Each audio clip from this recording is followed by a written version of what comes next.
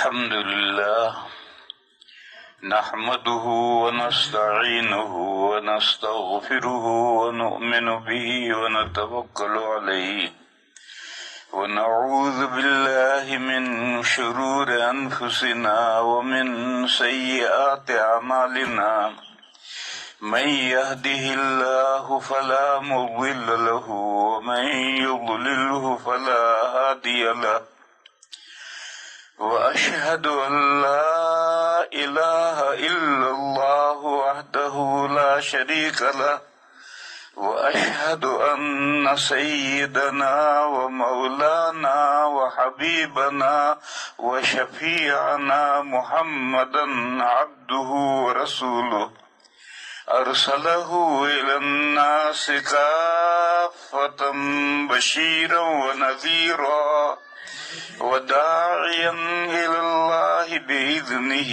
وسراجا منيرا صلى الله تعالى عليه وعلى آله وصحبه وبارك وسلم تسليما كثيرا كثيرا وبعد فأعوذ بالله من الشيطان الرجيم بسم الله الرحمن الرحيم الحمد لله رب العالمين الرحمن الرحيم مالك يوم الدين إياك نعبد وإياك نستعين۔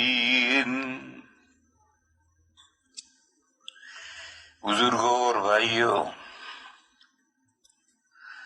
سورہ فاتحہ کی شروع کی 3 آیتوں میں جیسا کہ آپ حضرات سماعت فرما چکے، سن چکے، 2 مسئلے بیان کیے گئے ہیں، توحید الوہیت اور آخرت۔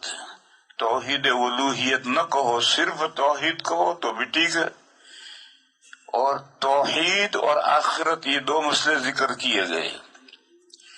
اس کے بعد پھر ایک رسالت کا مسئلہ شروع کرنا ہے، مگر بیچ میں ایک آیت گریز کی ہے۔ گریز یہ ایک اصطلاح ہے، قصائد جو کسی کی تعریف میں قصیدے کہے جاتے ہیں، اس میں شروع میں تشبیب ہوتی ہے، پھر ایک شعر آتا ہے، اس میں گریز ہوتا ہے، تشبیب سے ممدوح کی تعریف کی طرف منتقل ہوتے ہیں، اس کو گریز کہتے ہیں۔ یہ فارسی لفظ ہے، ایک موضوع سے دوسرے موضوع کی طرف منتقل ہونے کے لیے بیچ میں ایک شعر آتا ہے، یہ قصیدوں کی اصطلاح ہے۔ یہ سورہ فاتحہ یہ بھی اللہ کی شان میں قصیدہ ہے، اللہ کی تعریف کی جا رہی ہے، لہذا اب گریز کا شعر آ رہا ہے۔ اس موضوع سے، اللہ کی تعریف سے اب دوسری بات کی طرف منتقل ہوں گے۔ فرماتے ہیں ایاک نعبد، آپ ہی کی ہم بندگی کرتے ہیں، وایاک نستعین، اور آپ ہی سے ہم مدد طلب کرتے ہیں۔ آپ کے علاوہ کسی کی ہم بندگی نہیں کرتے، پوجا ورشپ ہم آپ کے علاوہ کسی کی نہیں کرتے، آپ ہی کی بندگی کرتے ہیں۔ اور ہیلپ، مدد، استعانت، سہایتا ہم آپ ہی سے چاہتے ہیں، آپ کے علاوہ کسی سے مدد بھی نہیں چاہتے ہیں، اس لیے کہ آپ ہی کی مدد ہمارے لیے کافی ہے، آپ ہی کی بندگی ہمارے لیے کافی ہے۔ وہ حدیث جو میں نے کل بیان کی تھی، جو اعلیٰ درجے کی صحیح حدیث ہے اور حدیث قدسی ہے، نبی پاک صلی اللہ علیہ وسلم نے فرمایا کہ جب بندہ نماز میں یا نماز سے باہر یہ کہتا ہے الحمدللہ رب العالمین، تو اللہ تعالیٰ فرماتے ہیں بندے نے میری تعریف کی۔ اور شاہ ولی اللہ صاحب نے فرمایا کہ اس جگہ پر رک کر کے عقل کے کان سے اللہ کا فرمانا سنو، اور سن کر کے پھر اگلی آیت پڑھو، الرحمن الرحیم، رکو تو اللہ تعالیٰ فرماتے ہیں بندے نے میری بزرگی بیان کی، اسے سنو، پھر سن کر کے پھر اگلی آیت پڑھو، مالک یوم الدین، تو اللہ تعالیٰ کہتے ہیں کہ بندے نے میری بے حد تعریف کی، اسے سنو۔ پھر اسے سننے کے بعد میں پھر اگلی گریز کی آیت پڑھو، ایاک نعبد و ایاک نستعین، ہم آپ ہی کی بندگی کرتے ہیں، آپ کے علاوہ کسی کی بندگی نہیں کرتے، اور آپ ہی سے استعانت، مدد، ہیلپ مانگتے ہیں، اور کسی سے ہم آپ استعانت و ہیلپ نہیں مانتے۔ اس کے بعد میں میرے بھائیوں اور بزرگوں، یہ سمجھنے کی بات ہے کہ عبادت اور بندگی کہتے کس کو ہیں؟ جس کا نام بھی عبادت اور بندگی ہے، ورشپ ہے، عبادت پوجا ہے، وہ اللہ کے علاوہ کسی کی جائز نہیں ہے، عبادت صرف اللہ کی کرنی ہے، اور ہم یہ اعتراف کرتے ہیں کہ ہم ایاک نعبد، ہم آپ ہی کی بندگی کرتے ہیں۔ لہذا بندگی کو سمجھنا چاہیے کہ بندگی ہے کیا۔ کتابوں میں یہ لکھا ہے کہ عبادت غایت تذلل ہے، آخری درجے کا اپنے کو لاچار کر دینا۔ تذلل مانے لاچار کر دینا، اپنے آپ کو آخری درجے کا لاچار کر دو، یہ اس کا نام بندگی اور عبادت ہے۔ اس کی بہت سی شکلیں ہیں، اپنے آپ کو آخری درجے تک لاچار کر دینا، ذلیل کر دینا، بے آسرا بے سہارا کر دینا، اس کی بہت ساری شکلیں ہیں۔ ایک اعلیٰ درجے کی شکل ہے، ایک ادنا درجے کی شکل ہے۔ اعلیٰ درجے کی شکل تو یہ ہے کہ ہم انسان ہیں، اور انسان اشرف المخلوقات ہے۔ قرآن کریم میں ہے وَلَقَدْ كَرَّمْنَا بَنِي آدَمَ، ہم نے آدم کی اولاد کو، اس میں آدم علیہ السلام بھی شامل ہو گئے، آدم کی اولاد میں آدم علیہ السلام بھی شامل ہو گئے۔ یہ آدم علیہ السلام کو اور ان کی اولاد کو ہم نے ان کی رسپیکٹ کی، وَلَقَدْ كَرَّمْنَا بَنِي آدَمَ، ہم نے ان کی رسپیکٹ کی، یعنی اللہ کی تمام مخلوقات میں سب سے زیادہ معزز مخلوق انسان ہے۔ لوگوں میں مشہور ہے کہ انسان اشرف المخلوقات ہے، تمام مخلوقات میں سب سے زیادہ اللہ کے نزدیک معزز ہے، لیکن سارے انسان ایک درجے کے نہیں ہیں۔ جیسے ایک ملک ہے، اس ملک میں پبلک ہے، وہ ساری پبلک ملک کی پبلک ہے، لیکن ساری پبلک ایک درجے کی نہیں ہوتی ہے۔ کچھ ہوتے ہیں جو حکومت کے، بادشاہ کے نہایت مخلص ہوتے ہیں، ان کے اشاروں پر چلنے والے ہوتے ہیں، اور کچھ عنصر ایسا بھی ہوتا ہے جو باغی ہوتا ہے لیکن دبا ہوا ہوتا ہے، جب بغاوت کا کوئی موقع آتا ہے تو بغاوت کر دیتا ہے۔ یہ دونوں قسم کے، یہ سارے لوگ ملک کے شہری ہیں اور ملک کے لوگ ہیں، لیکن سب ایک درجے کے نہیں ہیں۔ جو مخلص ہیں وہ مخلص ہیں، جو باغی ہیں وہ باغی ہیں۔ اسی طریقے سے سمجھو کہ سارے انسان اللہ کے یہاں معزز اور مشرف نہیں ہیں۔ ان اکرمکم عند اللہ اتقاکم، تم میں سب سے زیادہ پرہیزگار، سب سے زیادہ ریسپیکٹیبل، سب سے زیادہ قابل عزت وہ ہے جو شرک سے بچتا ہے۔ تم میں جو جتنا زیادہ شرک سے بچتا ہے اتنا وہ اللہ تعالیٰ کا پیارا ہے، اور جو کسی درجے میں بھی شرک میں مبتلا ہوا تو پھر اس کی اللہ تعالیٰ کے یہاں کوئی حیثیت اور کوئی مرتبہ اور مقام نہیں ہے۔ بس یہ جو کہتے ہیں کہ انسان اشرف المخلوقات ہے، یہ ایسا ہی ہے جیسے کہتے ہیں کہ یہ فلاں ملک کے سب لوگ فلاں بادشاہ کے ماتحت ہیں، لیکن سب ایک درجے کے نہیں ہے، کوئی مخلص ہے، کوئی باغی ہے۔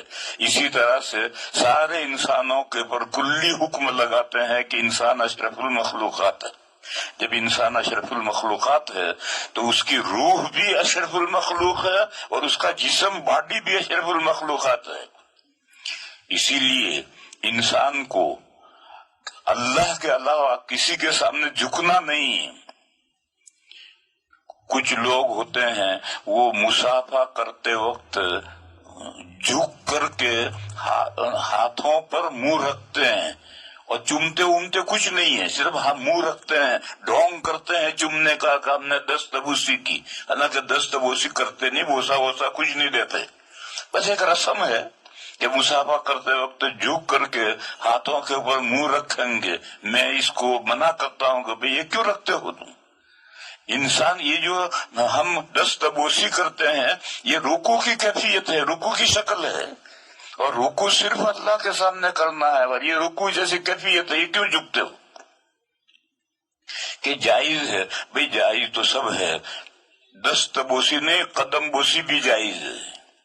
ایک حدیث ہے، یہ قبیلہ نو مسلم قبیلہ آیا، ان قبیلے والوں نے نبی پاک صلی اللہ علیہ وسلم کے قدموں کو چوما ہے، اور حضور نے ان کو منع نہیں کیا کیونکہ نئے نئے مسلمان ہو کر آئے تھے، لیکن یہ جو قدم بوسی، اگر قدم بوسی جو حدیث ہے تو قدم بوسی جائز تو ہوئی، تو قدم بوسی ہو جائے گی تو پھر سجدہ تحیہ بھی جائز ہو جائے گا، اور سجدہ تحیہ جائز ہو جائے گا تو سجدہ عبادت بھی جائز ہو جائے گا۔ تو جائز ہونا اور ہے، اور کرنا چاہیے یا نہیں کرنا چاہیے یہ مسئلہ اور ہے۔ حدیث شریف میں ہے، ایک مرتبہ حضور گھر میں سے صحابہ کے مجلس میں تشریف لائے تو کچھ صحابہ کھڑے ہوئے، حضور نے منع کیا، کھڑے میرے آنے پر کھڑے مت ہو، تو لوگوں نے کہا کہ یا رسول اللہ، عجم ایران اور روم اور یہاں بادشاہ کے سامنے دربار کرنے سب لوگ کھڑے رہتے ہیں، کوئی بیٹھتا نہیں۔ حضور نے فرمایا لا تقوموا کما تقوم العاجم، جیسے اجمی لوگ اپنے بادشاہ کے سامنے دربار میں کھڑے رہتے ہیں، آج بھی جو ہماری جو کورٹیں ہیں ان کورٹوں میں جب جج آ گیا کرسی پر تو اب کورٹ میں کوئی نہیں بیٹھے گا، سب کھڑے رہیں گے، جج بھی وکیل بھی کھڑے رہیں گے، مدعا علیہ بھی کھڑے رہیں گے، دوسرے بھی کھڑے رہیں گے۔ یہ اجمیوں کے یہاں جو کھڑے رہنے کا طریقہ ہے یہ جائز نہیں ہے۔ حضور نے فرمایا کہ تم میرے لیے ایسے مت کھڑے ہو جیسا اجمی لوگ اپنے بڑوں کے لیے کھڑے ہوتے ہیں۔ اسی لیے تو کسی کے آنے پر قیام تعظیمی، اس کی تعظیم کے لیے کھڑے ہونا جائز ہے لیکن مناسب نہیں۔ انسان اشرف المخلوقات ہے، یہ جھکے گا صرف اللہ کے سامنے، اللہ کے علاوہ کسی کے سامنے اسے نہیں جھکنا۔ تو میں نے مسئلے بتلائے، قیام تعظیمی، کسی کے آنے پر اس کے تعظیم کے لیے، احترام کے لیے، رسپیکٹ کے لیے کھڑا ہونا جائز ہے مگر مناسب نہیں۔ جائز ہے اس کی کیا دلیل ہے؟ جائز ہے اس کی دلیل یہ ہے کہ ناجائز ہونے کی کوئی دلیل نہیں ہے۔ جائز ہے اس کی دلیل یہ ہے کہ ناجائز ہونے کی کوئی دلیل نہیں ہے، اور اصل اشیاء میں اباحت ہے لہذا جائز ہے۔ اور وہ جو حضرت معاذ رضی اللہ تعالی عنہ کی حدیث ہے کہ بنو قریظہ کا جب معاملہ جنگ ہو رہی تھی تو بڑے بنو قریظہ حضرت سعد بن معاذ کے فیصلے پر راضی ہوئے تھے۔ حضرت سعد بن معاذ غزوہ احزاب میں زخمی ہوئے تھے اور وہ بیمار تھے، اور وہ جو فوج میں آئے نہیں تھے، وہ گھر تھے۔ تو جب یہ بنو قریظہ ان کے فیصلے پر راضی ہوئے تو حضور نے آدمی بھیج کر کے ان کو بلایا، تو وہ گدھے پر بیٹھ کر کے تشریف لائے۔ جب لشکر کے قریب پہنچے، گدھے پر آ رہے ہیں، بیمار ہیں، کمزور بھی ہو گئے ہیں، تو حضور نے فرمایا قوموا الی سیدکم، ان کے قبیلے کے لوگوں سے کہا کہ تمہارے آقا کی طرف کھڑے ہو، یعنی وہ کمزور ہیں ان کو سہارا دے کر کے گدھے پر سے نیچے اتارو۔ اس حدیث کو جو لوگ قیام تعظیمی کے لیے کہتے ہیں، حضرت عمر رضی اللہ تعالی عنہ نے اس کی تردید کی ہے کہ اس میں قیام تعظیمی نہیں ہے، یہ تو ہیلتھ پر مدد کے لیے ہے۔ جیسے کوئی آدمی بیمار گاڑی میں بیٹھ کر آیا، رکشے میں بیٹھ کر آیا، تو ہم کہتے ہیں بھئی حضرت کو اتارو، تو حضرت کو اتارو، یہ کھڑا ہونا یہ قیام تعظیمی نہیں ہے۔ بس یہ حدیث تو اس کا قیام تعظیمی سے کوئی تعلق ہے ہی نہیں، اور اس کے علاوہ کوئی ایسی حدیث نہیں ہے۔ اور یہ جو حدیث ہے کہ لا تقوموا کما تقوم العاجم، اس کا مصداق کیا ہے؟ پورے جب تک بڑا مجلس میں بیٹھا ہے باقی سب لوگ کھڑے رہیں، کوئی بیٹھے نہ، یہ بھی قیام تعظیمی نہیں ہے۔ بس قیام تعظیمی کے تعلق سے کوئی حدیث نہیں ہے، ممانعت کی بھی نہیں ہے، جواز کی بھی نہیں ہے، لہذا جائز تو ہے۔ جب یہ اصل اشیاء میں اباحت ہے تو قیام تعظیمی جائز ہے، مگر ہمارے اکابر اس کو پسند نہیں کرتے، اس لیے کہ اس میں مشابہت ہے اجمیوں کے لیے۔ جیسے لوگ کھڑے ہو جاتے ہیں بادشاہ کے آنے پر، ایک دم مجلس میں سارے لوگ کھڑے ہو جاتے ہیں، اس کے مشابہ ہے، اس لیے اس مشابہت کی وجہ سے پسند نہیں کرتے۔ دوسرا درجہ یہ ہے کہ بڑے کے سامنے جب تک وہ مجلس میں رہے بیٹھے ہی رہو، کھڑے ہی رہو، یہ تو جائز ہی نہیں ہے۔ اس کے بارے میں تو یہ حدیث ہے مستقل، لا تقوموا کما یقوم العاجم، اجمی جیسے اپنے بادشاہوں کے لیے دربار میں کھڑے رہتے ہیں اس طرح سے تم کھڑے مت رہو، بس اس طرح سے کھڑا رہنا یہ تو ناجائز ہے۔ اور کھڑے رہنے کے علاوہ تعظیم بھی نہیں ہے، احترام بھی نہیں ہے، بس ویسے کسی کے سامنے ہم کھڑے ہیں تو یہ کھڑا ہونا جائز ہے۔ پھر جھکنے کا ایک درجہ تو ہے رکوع، اور یہ جو مصافحہ کرتے وقت جھکتے ہیں تو رکوع کے مشابہت ہو جاتی ہے، اس لیے میں جائز ہے، دست بوسی جائز ہے، مگر میں اسے پسند نہیں کرتا، اس لیے کہ رکوع کی مشابہت ہے۔ پھر اس سے آگے قدم بوسی جائز ہی نہیں، اس لیے کہ یہ تو سجدے سے قریب کر دیا اس نے۔ حدیث تو ہے مگر وہ نو مسلم تھے، وہ اپنے زمانے جاہلیت کے طرز پر، جیسا آج بھی ہندوؤں میں بڑوں کے پیر چومے جاتے ہیں تو ایسا عربوں کے اندر بھی پیر چومے جاتے تھے۔ تو اب یہ نو مسلم قبیلہ آیا، اس نے پیر چومے تو حضور نے منع نہیں کیا، لیکن صحابہ کھڑے ہوئے تو ان کو کھڑے ہونے سے بھی منع کیا۔ لہذا قدم بوسی کی حدیث تو ہے لیکن قدم بوسی جائز نہیں، اور قدم بوسی سے آگے پھر سجدے تحیہ ہے، سلامی کا سجدہ۔ کچھ ہمارے یہاں مسلمانوں میں کچھ لوگ ہیں، مجھے ایک بندے نے موبائل میں واٹس ایپ پر مجھے دیکھا کہ ایک پیر صاحب کھڑے ہیں اور مریدین ایک کے بعد دیگرے آتے ہیں اور آتے ہی سجدہ کرتے ہیں، جو بھی آتا آ کر سجدہ کرتا ہے، سجدہ کر کے پھر اٹھ کر بیٹھتا ہے۔ تو یہ آ کر کے پیر صاحب تو کھڑے ہیں اور آنے والے جو مریدین آتے ہیں ایک کے بعد دیگرے آتے ہیں، آتے ہی سجدہ کرتے ہیں جیسے نماز میں سجدہ کرتے ہیں، اور پھر اٹھ کر کے بیٹھ جاتے ہیں۔ یہ تو حرام ہے، یہ اگرچہ عبادت نہیں سلامی ہے، مگر یہ بالکل عبادت کے سجدے کے قریب چلا گیا۔ پھر اس کے آگے عبادت کا سجدہ ہے۔ عبادت کا سجدہ کیا ہے؟ انسان کے ایک نیچے کا طرف ہے پیر والا اور ایک سر کے اوپر والا طرف ہے، یہ سر کے اوپر والے طرف کو جھکا کر کے پیروں والے لیول پر لے آؤ، یہ عبادت کا سجدہ ہو گیا۔ یہ سجدہ حرام ہے، چاہے سجدہ تحیہ کے طور پر ہو یا بندگی کے طور پر ہو، یہ سجدہ حرام ہے۔ طرف اعلیٰ سر، اس کو پیروں کے لیول پر لے آؤ، یہ سجدہ ہوا۔ یہ جو پیروں کے لیول پر لے آنا، اس میں دو گھٹنوں کا ہیلپ لینی پڑے گی اور دو ہاتھوں کی بھی ہیلپ لینی پڑے گی، اگر ہیلپ نہیں لوگے تو دھڑام سے گرو گے۔ اور سر کی یہ جو اوپر کا طرف ہے کھوپڑی، یہ سر لگا، اگر سر پہ رکھو گے تو پیر اوپر جائیں گے، لہذا اس کے بجائے ماتھا رکھو، اس لیے کہ پورا سر ہے، اس سر کا کوئی بھی جز رکھ لو، یہ ماتھا رکھ لیا تو گویا ہم نے یہ رکھ لیا۔ اور پیر، اگر پیر جیسے کھڑے ہوئے حالت ہوتے ایسے ہی رہیں گے تو یہ سر کیسے آئے گا؟ تو پیروں میں اتنا کیا کہ پیر اٹھاؤ اور انگلیاں دبا کر کے سجدے میں رکھو۔ یہ انگلیاں کا دبا کر سجدے میں رکھنا ایک طرف اسفل کا رکھنا ہے، اور یہاں ماتھا رکھنا یہ گویا سر کا رکھنا ہے۔ یہ عبادت کا سجدہ ہے۔ یہ تو ہے عبادت جو ہم نماز کے اندر کرتے ہیں، یہ عبادت اللہ ہی کے لیے ہے، اس کے علاوہ کوئی نہیں۔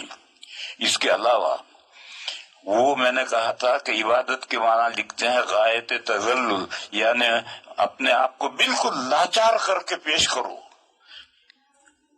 تو علماء کرام نے قرآن کریم میں یہ ہے کہ اگر آپ جانور کو ذبح کرتے ہیں اور ذبح کرتے کے وقت کہتے ہیں کہ بسم فلان، فلاں کے نام پر ذبح کرتا ہوں، یہ مردار ہو گیا، حرام ہو گیا۔ جب بسم فلان کہہ کر ذبح کیا تو یہ بندگی عبادت کی، لہذا یہ جانور حرام ہو گئے، اسے نہیں کھا سکتے۔ اسی طریقے سے کتابوں میں مسئلہ ہے کہ اگر کوئی جانور کسی کے نام پر چھوڑا گیا، آج ہی آیت پڑی ہے ما جعل اللہ من بحیرۃ ولا صائبۃ ولا وسیلۃ ولا حامن، یہ وہ جانور تھے جن کو مشرکین بتوں کے نام پر چھوڑتے تھے۔ آج بھی اگر کسی ولی کے نام پر یا کسی بزرگ کے نام پر کوئی بکرا یا مرغا چھوڑ دیا گیا تو یہ حرام ہو گیا، جب تک بھی چھوڑنے والا اپنے عمل سے توبہ نہ کرے اور توبہ کرنے کے بعد میں پھر بسم اللہ اللہ اکبر کہہ کر ذبح کرے تو حلال ہوگا۔ لیکن جب تک وہ توبہ نہیں کرے گا، اگر بسم اللہ اللہ اکبر کہہ کر ذبح کرو گے تب بھی حرام ہے۔ اسی طریقے پر غیر اللہ کی منت ماننا، اللہ کے علاوہ کوئی کہ میرا لڑکا بیمار ہوا ہے، یہ ہوا ہے، وہ ہوا ہے، تو اگر یہ اچھا ہو جائے گا تو میں فلاں پیر صاحب کے نام کا چراغ بھروں گا، اتنا تیل دوں گا، درگاہ میں تیل دوں گا، اتنا دوں گا، یہ غیر اللہ کی منت ماننا یہ بھی حرام ہے۔ میں تو یہ سمجھا رہا ہوں کہ عبادت کی بہت ساری شکلیں ہیں، جتنی بھی شکلیں ہیں عبادت کی ہیں یہ اللہ کے علاوہ کے لیے حرام ہے۔ ساری عبادتیں اللہ ہی کی ہیں، ہم یہ اعتراف کرتے ہیں ایاک نعبد، ہم آپ ہی کی عبادت کرتے ہیں، آپ کے علاوہ کسی کی بندگی نہیں کرتے۔ ایک بڑے آدمی ہندوستان کے گزرے ہیں، مولانا محمد علی جوہر۔ یہ جب ملک کی آزادی کی جنگ ہو رہی تھی اس وقت میں ان کا بڑا کردار ہے، اور انگریزی بہت شاندار جانتے تھے، اور کامریڈ رسالہ نکالتے تھے، ہفتہ واری رسالہ نکالتے تھے، اور زبان اتنی شاندار تھی کہ ہندوستان کا وائسرائے بھی خریدار تھا اور اس کی بیوی بھی خریدار تھی، دونوں الگ الگ خریدار تھے۔ انگریزی اتنی شاندار ان کی انگریزی تھی، اور آخر میں گول میز کانفرنس میں لندن گئے، اور انہوں نے جو آخر پہ تقریر کی ہے وہ تقریر یہ کی کہ میں آزادی لینے کے لیے آیا ہوں، میں غلام ملک میں واپس نہیں جاؤں گا، یا تو مجھے آزادی دو یا موت دو۔ اللہ کا کرنا ایک آزادی تو اس وقت مقدر نہیں تھی، مگر موت کا وقت قریب آ گیا تھا، ان کا لندن میں انتقال ہوا۔ پھر ان کا جنازہ لندن سے بیت المقدس فلسطین لے جا کر وہاں تدفین عمل میں آئی۔ بہرحال یہ اسلامی تاریخ کے بہت بڑے آدمی ہیں مولانا محمد علی جوہر۔ ان کا وہ انگریزی جیسے بہترین جانتے تھے، اردو تو ان کی مادری زبان تھی، اور شاعر تھے۔ تو ان کا ایک شعر ہے، توحید تو یہ ہے کہ خدا خود حشر میں کہہ دے۔ توحید کس چیز کا نام ہے؟ توحید تو یہ ہے کہ خدا خود حشر میں کہہ دے کہ یہ بندہ دو عالم سے خفا میرے لیے تھا۔ ساری دنیا سے خفا تھا، کیوں؟ میری وجہ سے خفا تھا۔ اس حدیث شعر سے سمجھو کہ عبادت میں ہر ایک سے خفا ہو جانا ہے، کسی کی بندگی نہیں کرنی، عبادت نہیں کرنی، عبادت صرف اس مولا کی کرنی ہے جس نے ہمیں پیدا کیا ہے، ہمارا ہمیں پالا ہے، پوسا ہے، اسی کی بندگی کرنی، اس کے علاوہ کی کوئی بندگی نہیں کرنی۔ پھر اسی بندگی میں یہ جز بھی آتا ہے کہ آپ استمداد مدد طلب کریں، تو مدد طلب اگر آپ کریں تو یہ بھی عبادت میں آتا ہے۔ اس لیے اگلے جملے میں یہ کہا کہ ہم آپ کے علاوہ کسی سے مدد بھی نہیں طلب کرتے، ایاک نستعین، آپ ہی کے ہم مدد، آپ ہی سے مدد طلب کرتے ہیں، آپ کے علاوہ کسی سے مدد طلب نہیں کرتے۔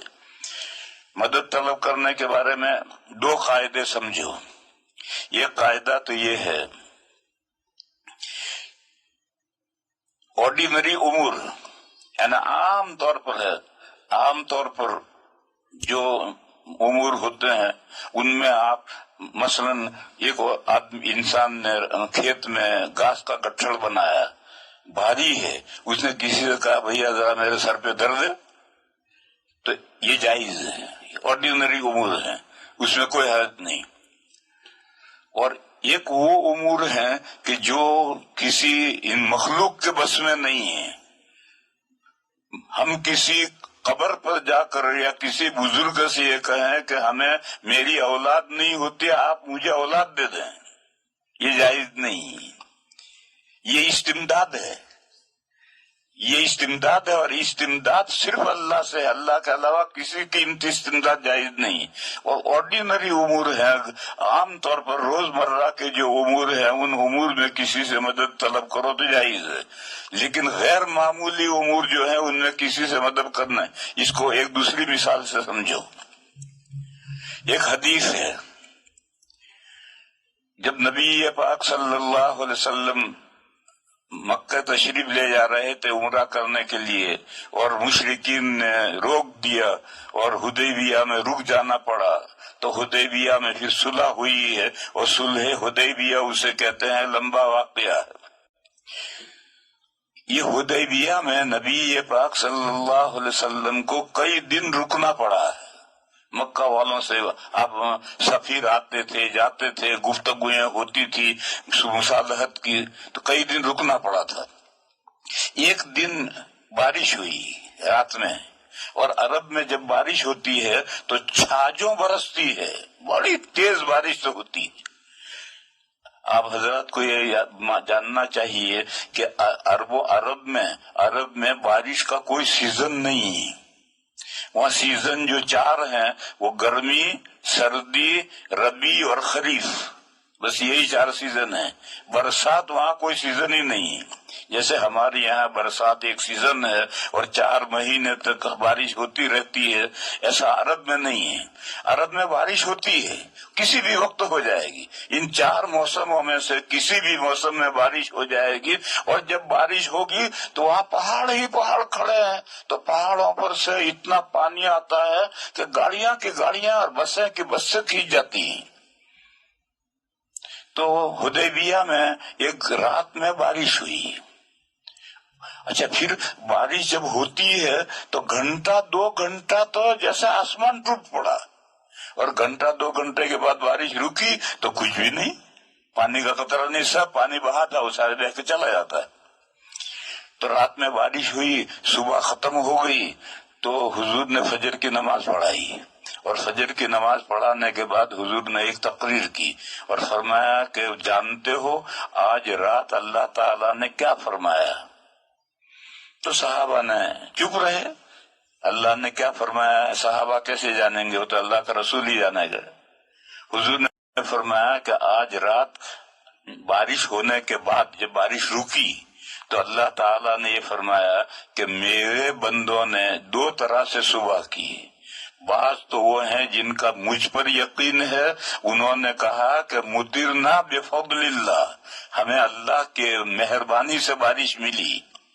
اور کچھ بندے وہ ہیں جو میرے منکر ہیں، مجھے نہیں مانتے، وہ کہتے ہیں مطرنا بنوع کذا، فلاں نچھتر لگا اس لیے بارش ہوئی۔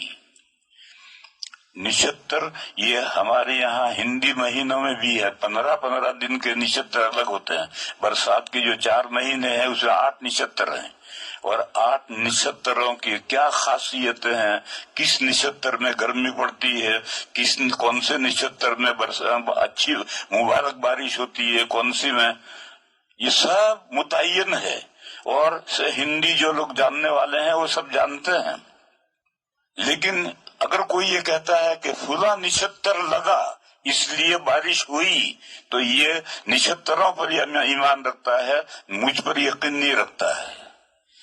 اس حدیث شریف سے معلوم ہوا کہ وہ باتیں، وہ چیزیں جن کی تاثیر مخفی ہے اس میں نسبت جائز نہیں، اور جس کی تاثیر واضح ہے اس میں نسبت جائز ہے۔ مثلاً بھئی تمہارا یہ لڑکا بچہ بیمار تھا، کیسا، تو کھیل کود رہا ہے، تو یہ کہا کہ فلاں ڈاکٹر سے علاج کرایا، فلاں حکیم سے علاج کرایا، اچھا ہو گیا، یہ نسبت جائز ہے، کیونکہ دوائیں لانا اور دواؤں سے شفا ہونا یہ بدیہی تاثیر ہے، اس کو ہر کوئی جانتا ہے، اور اس میں کوئی عقیدہ بگڑتا نہیں ہے اگر نسبت کریں کہ فلاں ڈاکٹر سے علاج کرایا، فلاں حکیم کی دوا لایا اس لیے بچہ اچھا ہو گیا، یہ نسبت جائز ہے، اس تاثیر واضح ہے۔ یا جیسے کہ यूरोप में जहां हर वक्त बादल रहते हैं, सूरज निकलता ही नहीं है, चांद निकलता ही नहीं है, वहां फूलों के अंदर खुशबू नहीं होती है और फलों में मिठास नहीं होती है। तो कोई पूछेगा भाई ये गुलाब का फूल है, इसमें खुशबू तो कुछ है ही नहीं, तो कहाँ से खुशबू होगी? जब चांद निकलता ही नहीं और सूरज निकलता ही नहीं है तो कहाँ से खुशबू होगी? ये फूलों के अंदर जो खुशबू पैदा होती है वो चांद की बरकत से होती है। या फल है खट्टा, देखो सर्दी में जो संतरा आएगा खट्टा होगा, यही संतरा गर्मियों में जाकर मीठा हो जाएगा। सर्द मुल्कों के अंदर जो सेब है वो खट्टा होगा, और वही सेब हमारे यहाँ आकर के बेहतरीन, कश्मीर में आकर बेहतरीन हो जाता है। कभी ये क्यों फर्क है? ये सूरज की तासीर का फर्क है। इस पर सूरज निकलता है, जहाँ निकलेगा वहाँ संतरा मीठा हो जाएगा और सेब मीठा हो जाएगा, और जहाँ सूरज नहीं निकलेगा वहाँ संतरा खट्टा होगा। सर्दियों में संतरा खट्टा होगा। तो बहरहाल ये जो है कि आओ खाना खा लो, तो मैं शिकम सैर हूँ। तो कैसे शिकम सैर हो? का मैं घर से खा कर आया हूँ। तो अब पेट भरा हुए होने को रोटी खा साधन की तरफ मंसूब करना ये जायज है, क्योंकि ये बदी ही तासीर है। अगर जहाँ जहाँ तासीर बदी ही है, हर कोई जानता है, वहाँ मुसब्बब की सबब की तरफ निस्बत करना जायज है। इससे अकीदे में कोई फसाद नहीं आता। और जहाँ तासीर खफी है, जैसे कि निछत्तरों की वजह से बारिश होना, इसको कोई नहीं जानता। जो निछत्तरों का इल्म, जो पंडित निछत्तरों को जानते हैं वही बता सकते हैं, आम लोग नहीं जानते। इसी तरीके पर कि भाई तुम्हारी तो कोई औलाद नहीं थी, बच्चा क्या घूम रहा? कहा ये मेरा बेटा है, फला ये औलाद नहीं हो रही थी, हम फला दरगाह पर गए, फला मजार पर गए, फला बुजुर्ग के पास गए, उन्होंने उनसे दुआ करवाई, उन्होंने औलाद दे दी। तो दुआ की तासीर है, औलाद में दुआ की तासीर है, मगर दुआ की औलाद में तो तासीर वो खफी है, उसके लिहाजे निस्बत करना जायज नहीं है। ये कहो अल्लाह के फजल से औलाद मिली। जहाँ निस्बत खफी है, जहाँ तासीर खफी है, वहाँ निस्बत सबब की मुसब्बब की तरफ जायज, मुसब्बब की सबब की तरफ जायज नहीं है। वहाँ निस्बत अल्लाह की तरफ करनी है। मुसब्बिबुल असबाब अल्लाह है, उनकी तरफ निस्बत करनी है, दूसरे की तरफ नहीं करनी। और जहाँ निस्बत, जहाँ तासीर वाज़े है, वहाँ ये कहो कि भाई गर्मी बहुत हो रही है, सूरज निकला है इसलिए गर्मी हो रही है, भाई ठंडक हो गई, सूरज रात हो गई है, सूरज नहीं रहा इसलिए गर्मी हो, सर्दी हो गई, तो ऐसी निस्बत जायज है। बस इसी तरीके से मेरे भाइयों समझो कि जहाँ भी निस्बत खफी है वहाँ निस्बत करना ये बंदगी है, चाहे उसके तासीर हो, लेकिन तासीर होने के बावजूद वो बंदगी है, वो जायज नहीं।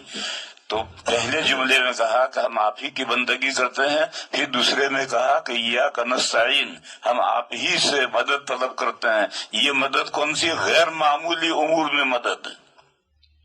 बच्चा औलाद नहीं हो रही, औलाद नहीं हो रही, अल्लाह से मांगो, अल्लाह के अलावा से मत मांगो। दुआ किसी से करवानी हो करवाओ, दुआ कराने में कोई हरज नहीं है। दुआ से अल्लाह के फैसले बदलते हैं, हदीस शरीफ में है। लिहाजा दुआ तो कराओ, लेकिन फिर जब बच्चा औलाद मिल जाए तो जिससे दुआ करवाई है उसकी तरफ निस्बत मत करो कि फला की दुआ से मिला है, निस्बत मत करो। ये को अल्लाह ने अपने फजल से औलाद दी।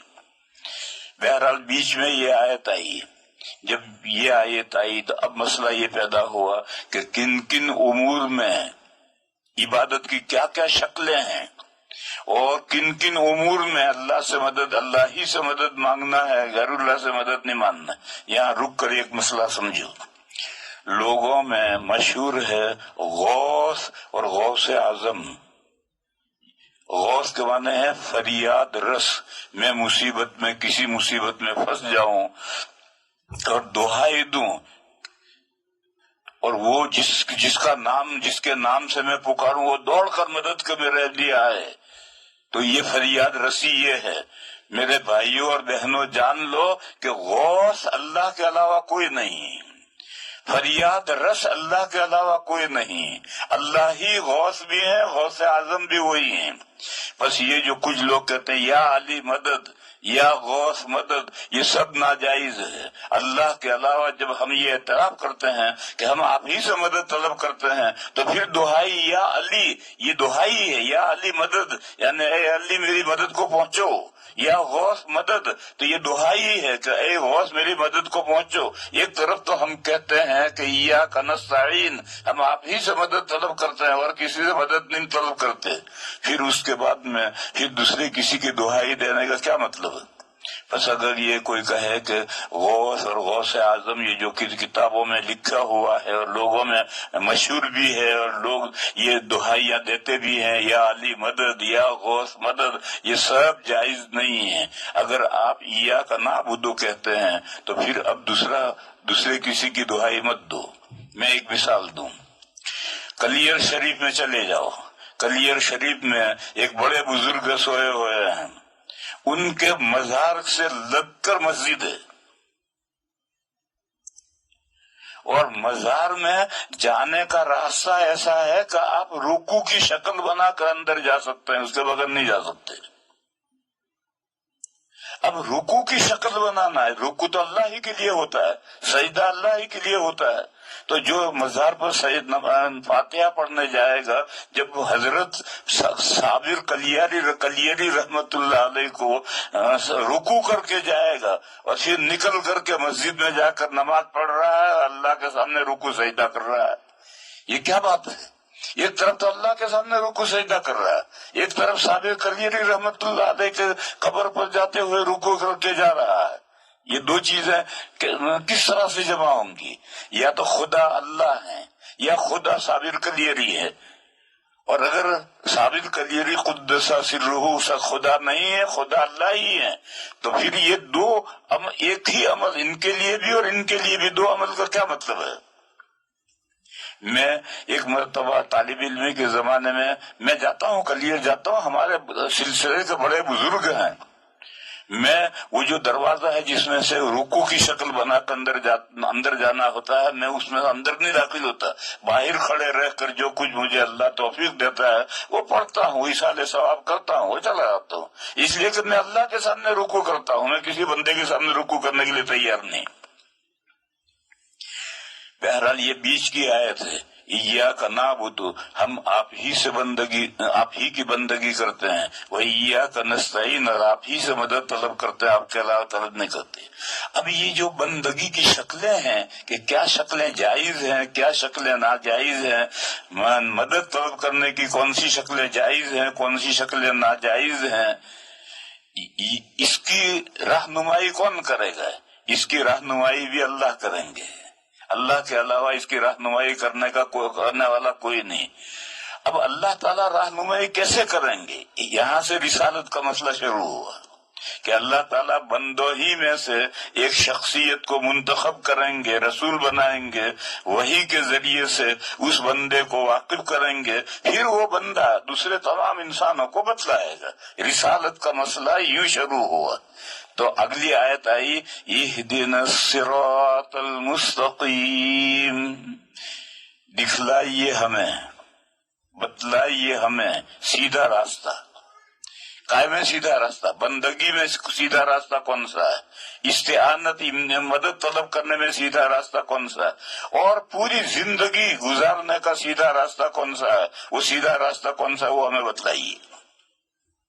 یعنی کسی انسان کو، ہم میں سے کسی انسان کو رسول منتخب کر کے اس پر وحی نازل فرمائیے، اور وہ بندہ آپ کی وحی کے ذریعے سے ہمیں بتلایا کہ دیکھو زندگی گزارنے کا صحیح راستہ یہ ہے۔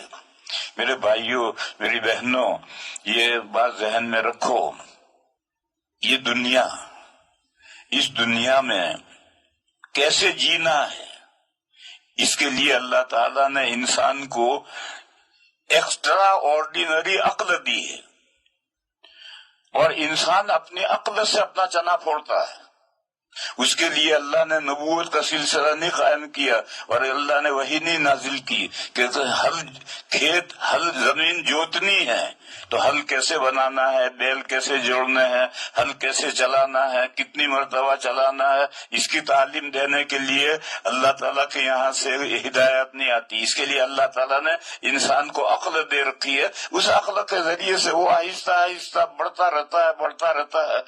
دیکھو آج کہاں تک انسان کی عقل نے انسان کے تمدن کو پہنچا دیا ہے، عقل حیران ہے۔ اس کے لیے نبوت کا سلسلہ نہیں ہے، یہ تو انسان اپنی عقل سے اس کو کرتا ہے۔ لیکن ایک ہے یہ دنیا گزر کر کے پھر اگلی دنیا شروع ہوگی، وہاں سے چل کر اللہ تک پہنچنا۔ کون سے اس دنیا میں کون سے اعمال کرو گے اچھے تو اللہ تک پہنچو گے، اور کون سے اعمال کرو گے تو جنت تک پہنچو گے، اور کون سے اعمال برے ہیں جن کو کرنے والا جہنم تک پہنچے گا، اس کو انسان اپنی عقل سے طے نہیں کر سکتا۔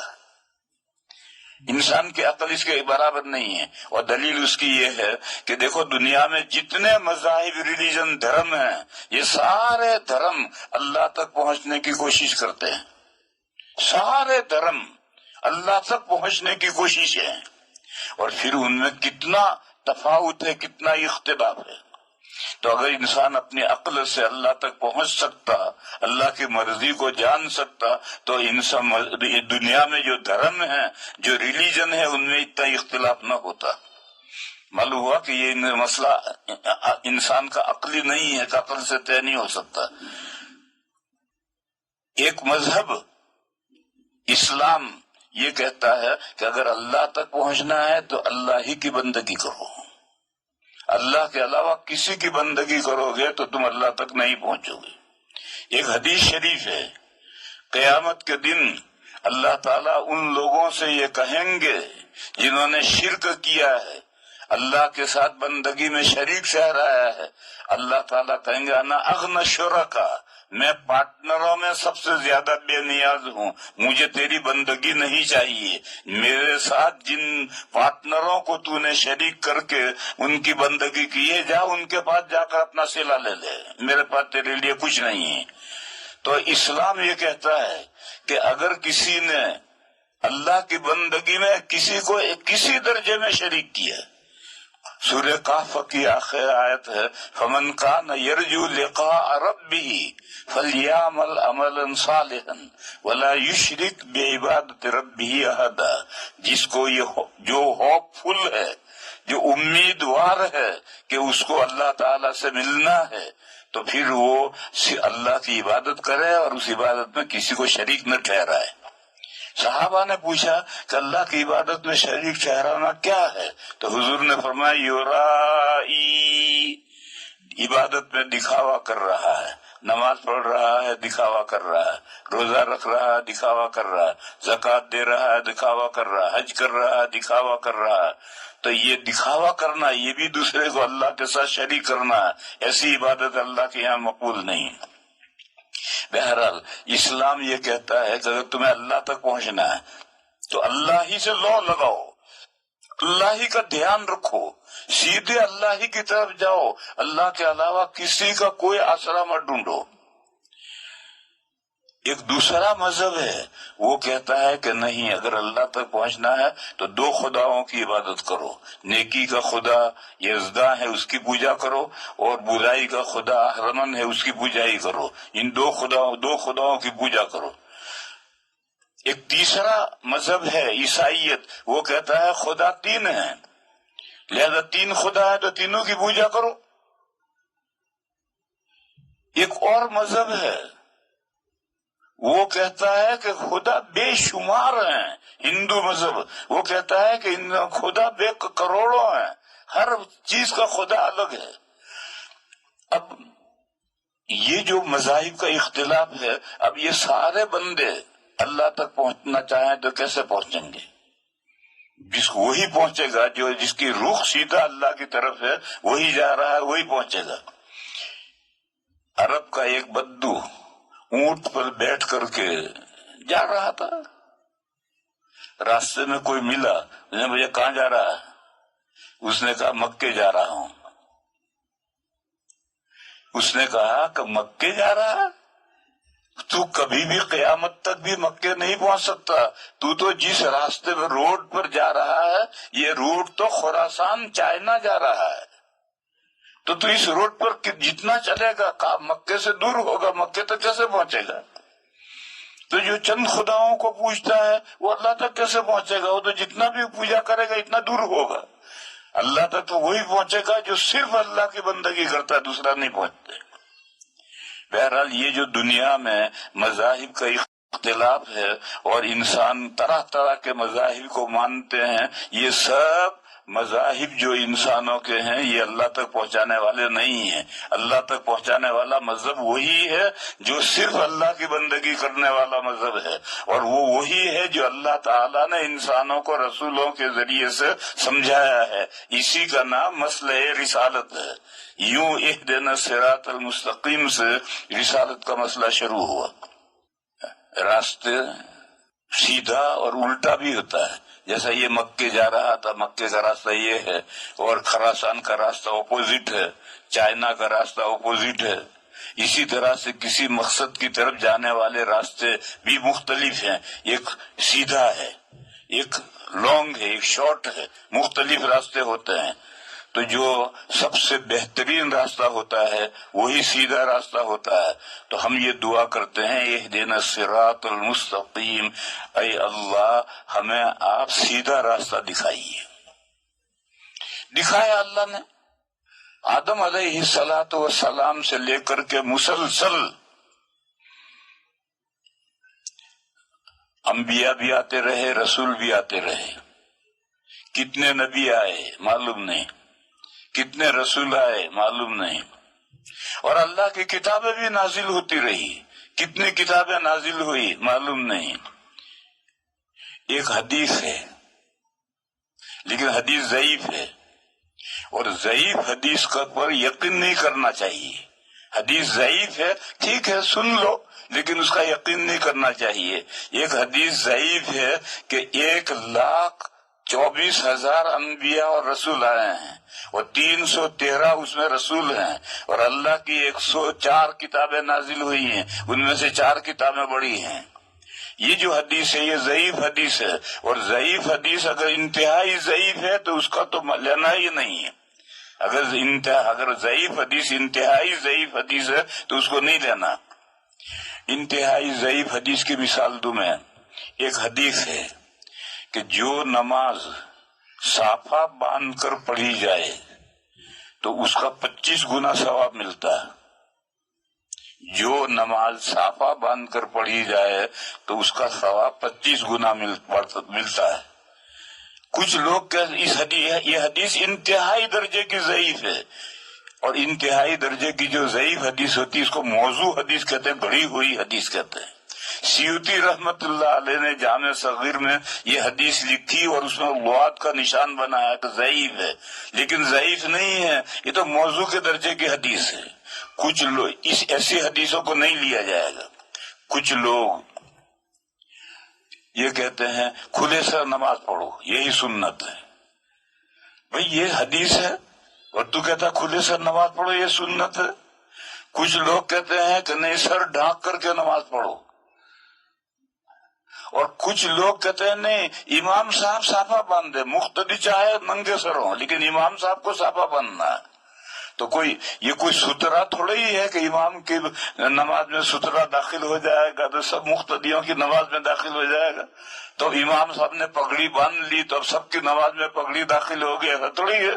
اگر یہ حدیث ہے اس پر عمل کرنا تو سارے پگڑی باندھو۔ میں راندیر میں پڑھانے کے لیے جب آیا تو قصائے واڑ مسجد میں نے کمرہ کرائے پر لیا تھا، وہاں میں رہتا تھا۔ وہاں جو امام صاحب تھے وہ اشرفیہ کے ایک مدرس تھے، تو ممبر پر ایک رومال کا چیتھڑا کپڑے کا رہتا تھا۔ جب تکبیر شروع ہوتی تھی تو امام صاحب آ کر وہ اس کو سر پہ لپیٹتے تھے اور لپیٹ کر نماز پڑھاتے تھے، پھر وہیں رکھ کے چلے جاتے تھے۔ تو میں نے تو کبھی دیکھا نہیں تھا، زندگی میں نے کبھی دیکھا نہیں تھا یہ کیا ہے۔ تو میں نے لوگوں سے پوچھا کہ بھئی یہ کیا عمل ہے یہاں، تو انہوں نے کہا کہ یہ تو سنت ہے۔ کہا کون سی سنت ہے؟ تو میں نے اب جو تلاش کی تو یہ حدیث ملی. تو اگر یہ حدیث ہے تو پھر تو سارے نمازیوں کو صافہ باندھنا ہے، صرف امام کو تھوڑی باندھنا ہے. ایک دوسرا عمل وہاں اشرفیہ کے کساوا مسجد میں سلام پھیرنے کے بعد ہر آدمی انگلی یوں یوں کرتا تھا. یہ بھی میں نے عمل کبھی نہیں دیکھا تھا. تو میں نے پوچھا کہ بھئی یہ یوں یوں کیا کرتا ہے؟ تو لوگوں نے کہا توبہ کرتا، اللہ میری توبہ، اللہ میری توبہ، اللہ میری توبہ.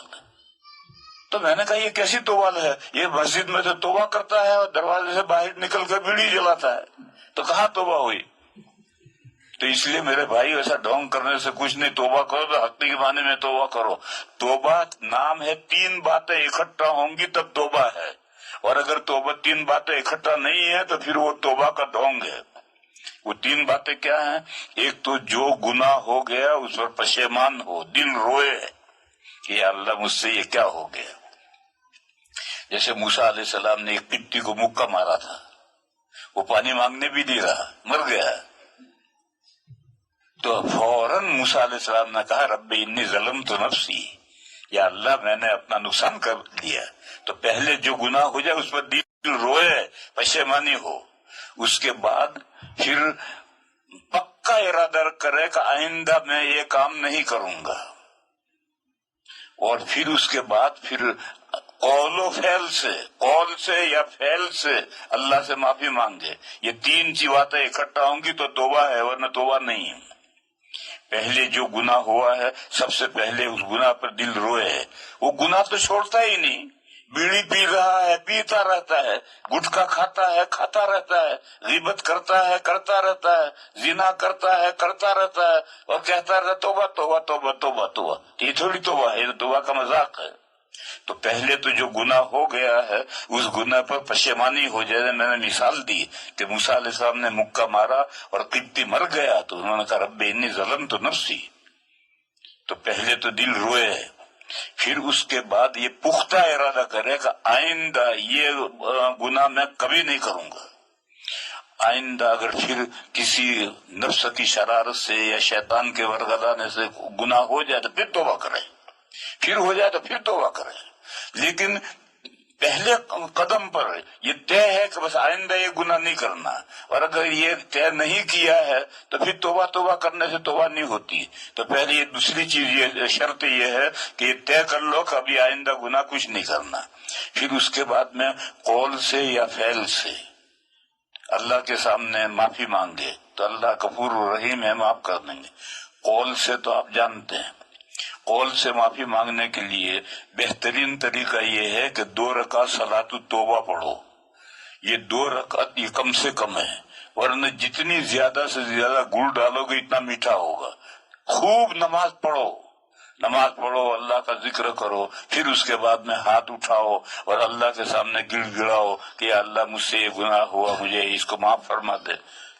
اور یہ توبہ کرتے رہو کرتے رہو کرتے رہو، یہاں تک کرتے رہو کہ دماغ میں سے وہ تصور گناہ کا نکل جائے.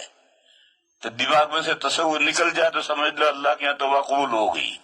زبردستی گناہ کو یاد مت کرو، اور زبردستی گناہ کو یاد کر کے توبہ مت کرو.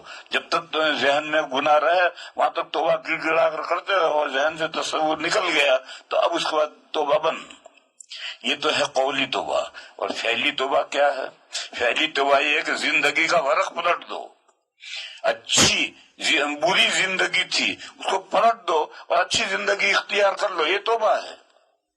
ایک حدیث ہے کہ جو حج کو جاتا ہے اور حج میں 2 کام نہیں کرتا، لم یرفث، بیوی کے ساتھ زن و شوئی کی باتیں نہیں کرتا، ولم یفسق، گناہ کا کوئی کام نہیں کرتا، تو رجع کما ولدت امہ، وہ حج کر کے گھر ایسا واپس آتا ہے جیسا ماں کے پیٹ سے پیدا ہوا تھا اس وقت، جیسا پاک تھا ایسا پاک ہو کر آتا ہے.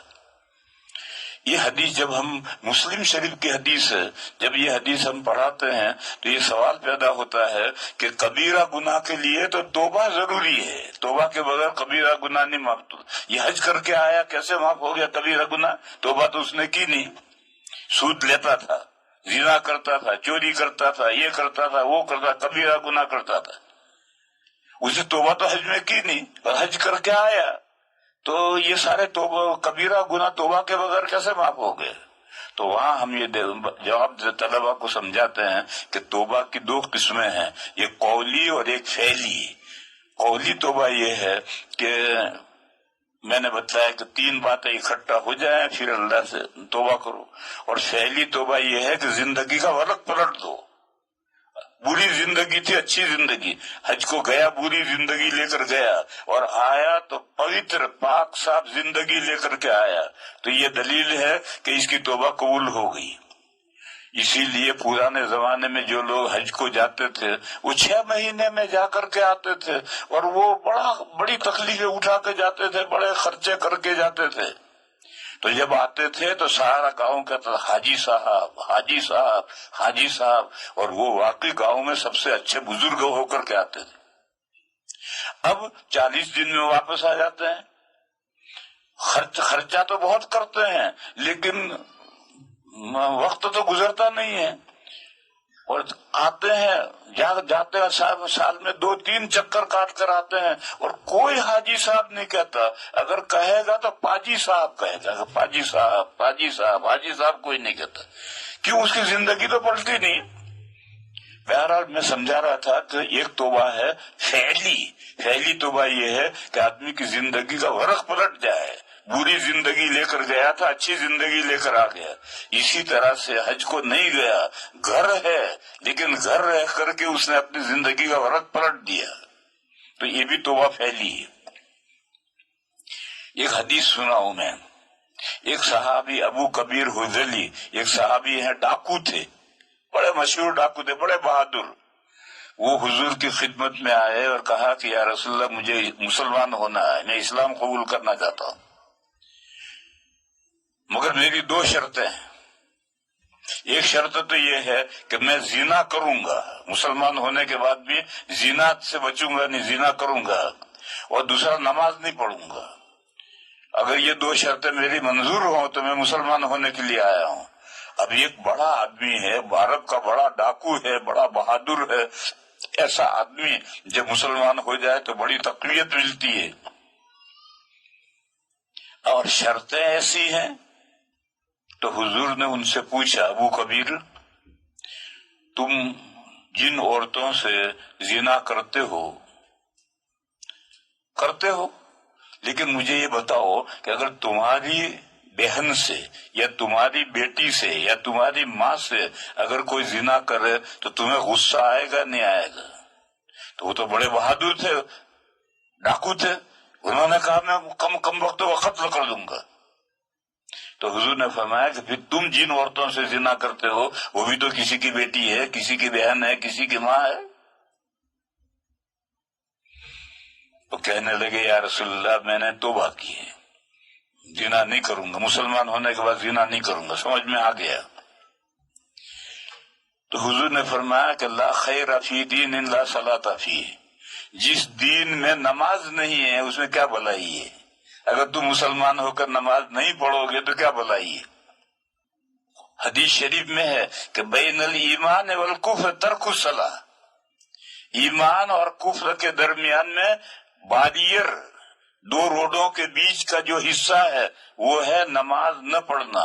جو نماز نہیں پڑھتا وہ باریئر پر کھڑا ہے، نہ وہ اسلام کی طرف ہے نہ کفر کی طرف ہے، ایک قدم آگے گیا کفر میں گیا، ایک قدم پیچھے آیا نماز پڑھنا شروع کر دیا اسلام میں آ گیا۔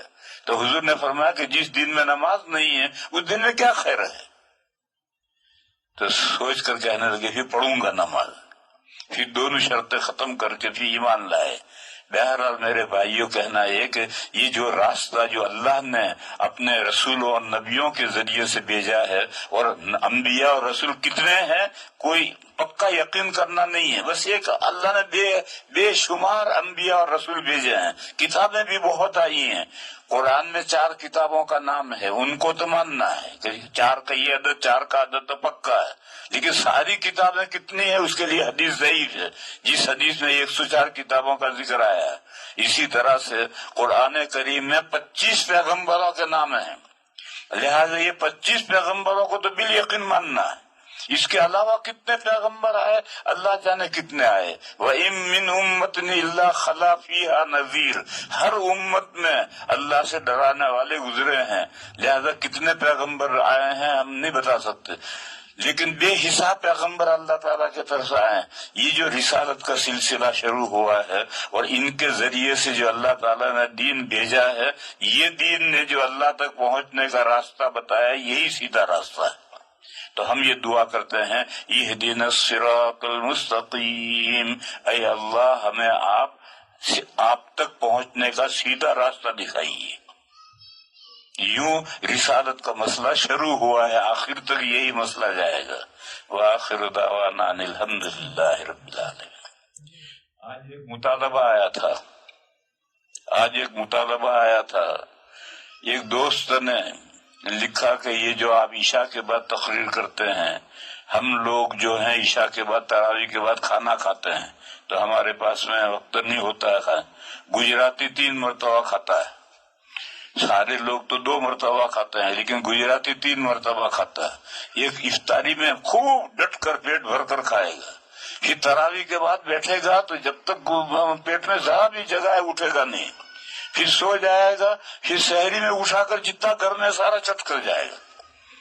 تو اب گجراتی کو تو کھانا کھانے کے لیے گھنٹہ بھر چاہیے، تو اس نے کہا کہ آپ عصر کے بعد تقریر کریں تو ہم عصر کے بعد تو میں نے کہا کہ میں رات کو دوستوں سے احباب سے مشورہ کروں گا۔ میں نے مشورہ کیا تو احباب یہ کہتے ہیں کہ اگر ہم عصر کے بعد تقریر کریں گے تو بیچاری عورتیں تو ناشتہ تیار کرنے میں، کھانا تیار کرنے میں مشغول ہیں، عورتوں کو تو سننے کا موقع ہی نہیں ملے گا، اور اگر کھانا پکانے میں ذرا گڑبڑ ہو گئی تو بعد شوہر تو بڑے بدتمیز ہوتے ہیں، بیوی کو پریشان کر دیتے ہیں۔ اسی لیے مسئلہ ہے کہ اگر شوہر بد دماغ ہے اور کھانے میں نمک ہلکا رہ گیا ہے، تیز ہو گیا، اس سے اس کو غصہ ہے تو اس کو سالن چکھ سکتی ہے کا مطلب بھی نہیں سمجھتے لوگ۔ چکھنا یہ ہے کہ انگلی بھگاؤ سالن میں اور زبان پر رکھو اور پھر تھوک دو، اس کو نگلنا نہیں ہے۔ اگر یہ زبان پر لکھا ہے، اس کو اگر نگلو گے تو روزہ عورت کا ٹوٹ جائے گا، زبان پر رکھ کر کے اس کو تھوک دینا ہے تو پتہ چل جائے گا کہ نمک کیسا ہے۔ تو شریعت نے یہاں تک عورتوں کو اجازت دی ہے، کیونکہ اگر وہ نمک صحیح نہیں ہوگا تو شوہر اس کے اوپر سر پھوڑ دے گا۔ تو اس لیے دوستوں نے یہ کہا کہ عصر بعد ہم تقریر، ایک تو عصر کے بعد دماغ کا اسکرو ڈھیلا ہو جاتا ہے، روزے کا آخری وقت ہوتا ہے، اس وقت دماغ قابو میں بھی نہیں رہتا، اور ابھی تو پان وان کھا کر تیار ہو کر بیٹھتے ہیں تو دماغ قابو میں رہتا ہے۔ اس لیے دوستوں کی رائے عصر کے بعد کی نہیں ہے۔ البتہ ایک بات یہ ہے کہ اگر لوگ کوئی بات مسئلہ پوچھنا چاہیں، ضرورت کا مسئلہ پوچھنا چاہیں تو وہ پوچھ سکتے ہیں۔ 11:30 کے بعد 11:30 سے لے کر 12 تک ہم سوالات کے جوابات دیں گے، مگر ضرورت کے مسئلے پوچھو، خواہ مخواہ کے بیکار مسئلے مت پوچھو، اور ضرورت کے مسئلے واٹس ایپ پر پوچھنے ہو پوچھو، دوسرے میرے ذہن میں جو کوئی آئیں گے مسئلہ آئیں گے تو میں بھی بیان کروں گا۔ باقی عصر کے بعد پروگرام رکھنے کا مسئلہ نہیں، ایک تو میرے لیے بھی دشواری ہے، دماغ قابو میں نہیں ہوتا ہے، دوسرا سارے لوگ بھی نہیں سن سکتے ہیں، عورتیں خاص طور پر نہیں سن سکتی ہیں۔ اس لیے پروگرام کل سے پروگرام یہ ہے کہ 11:30 تک تو تفسیر ہوگی، اس کے بعد آدھا گھنٹہ مسائل کی مجلس ہوگی اور مسائل کے جواب دیے جائیں گے۔ وآخر دعوانا الحمدللہ۔